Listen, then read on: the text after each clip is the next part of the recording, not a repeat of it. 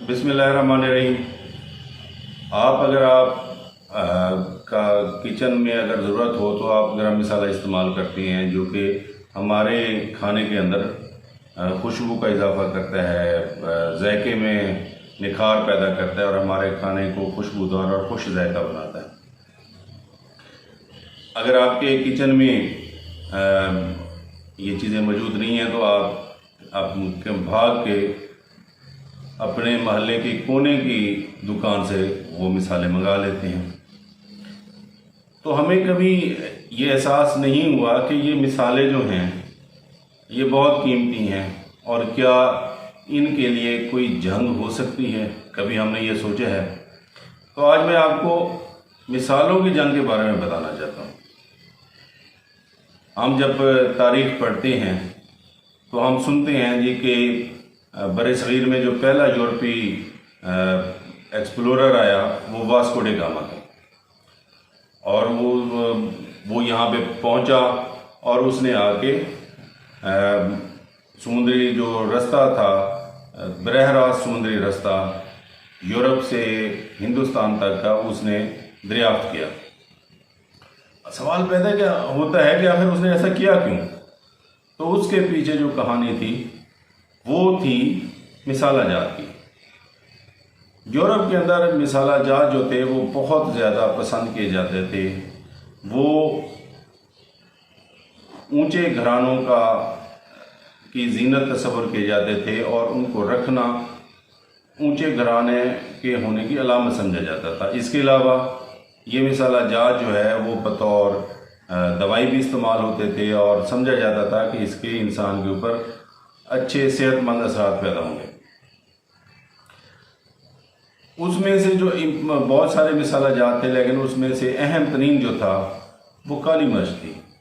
और काली मिर्च कितनी उसका फ़र्क पड़ता था कि ये काली मिर्च जो थी वो हिंदुस्तान में पैदा होती थी, फिर समुंदर के रास्ते या खुश्की के रास्ते ये मिस्र तक पहुंचती थी, या फिर ये समुंदर के रास्ते अफ्रीका के सहल पर अदन की बंदरगाह पे पहुंचती थी और फिर अफ्रीका के सहल से होती हुई शुमाली अफ्रीका के ज़रिए ये यूरोप तक जाती थी, या फिर मिस्र के रास्ते ये अलेक्जेंड्रिया की बंदरगाह पर पहुंचती थी और वहाँ से फिर ये वीनस पहुंचती थी और फिर वीनस से ये मिसाला जात जो हैं वो पूरे यूरोप में भेजे जाते थे।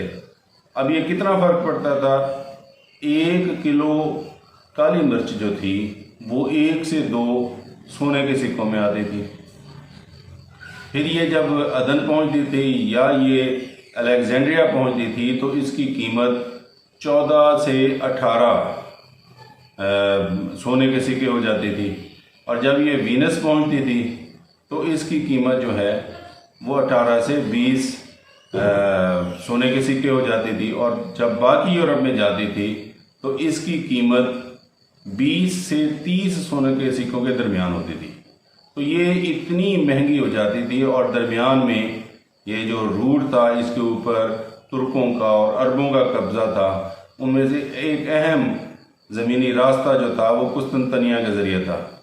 जब 1453 में कुस्तुनतनिया फतह हो गया तो ये रास्ता भी महफूज ना रहा और ये ज़मीनी रास्ता भी बंद हो गया। तो उसके लिए वास्को डे गामा जो है वो 1497-98 में हिंदुस्तान में आया और उसने ये बहरी रास्ता इख्तियार किया। उसके बाद इन्होंने बरह रास्त तिजारत शुरू कर दी। अब यहाँ से वो जो लोग काली मिर्चें उगाते थे उनसे वो बरह रास्त ख़रीद करते थे और उसको यूरोप में पहुँचाते थे। अब उस वक्त तक कीमतें बढ़ चुकी थी, तो उस वक्त उन्हें ये जो था 6 सोने के सिक्के का 1 किलो काली मिर्च मिलती थी, और जिसको ये 20 सोने के सिक्के के एवज पुर्तगाल में भेजते थे।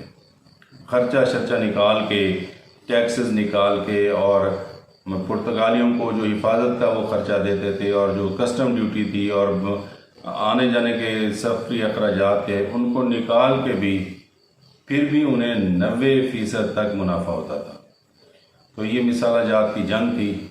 इसी मिसाला जात के लिए कोलंबस अमेरिका जा पहुंचा कि वो हिंदुस्तान के एक नया रास्ता दरियाफ्त करे और वहाँ से मिसाला जहाज जो हैं वो स्पेन तक हैं। और पुर्तगाली वास्को डे गामा बरह रास्त अफ्रीका के सैर के साथ साथ होता हुआ हिंदुस्तान पहुंचा। और फिर इस तिजारत के ऊपर पुर्तगालियों ने अपनी इजारादारी कायम की।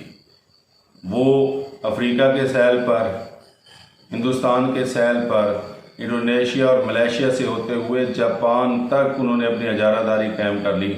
और वो तमाम जहाज़ जो इन मारूफ बंदरगाहों पे आते थे वो पुर्तगालियों को ना सिर्फ कस्टम अदा करते थे बल्कि पुर्तगालियों ने एक उनकी हिफाजत का सिलसिला भी शुरू किया हुआ था कि वो हम आपको कार्रवाई की शक्ल में ले जाएंगे और आपको बहरी कज़ाकों से बचाएंगे और उसके एवज़ भी वो उनसे पैसे वसूल करते थे। एक बहुत मुनाफा बख्श किस्म का काम था जिसके ऊपर पुर्तगालियों की इजारादारी थी और वो किसी को उसके करीब आने नहीं देते थे।